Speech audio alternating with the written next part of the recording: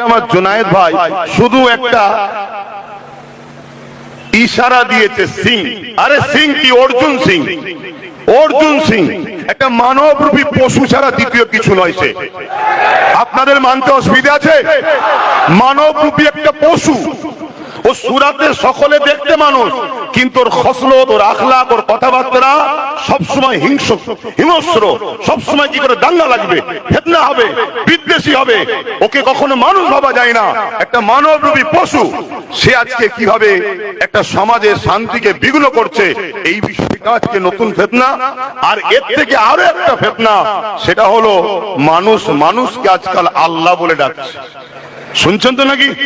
এই বিষয়গুলো নিয়েও আমি সংক্ষেপে বলবো। ট্যাক্স দিয়ে বাস করি, কারো খেয়ে বাস করি না। দেশকে ভালোবাসি, দেশের সংবিধানকে ভালোবাসি।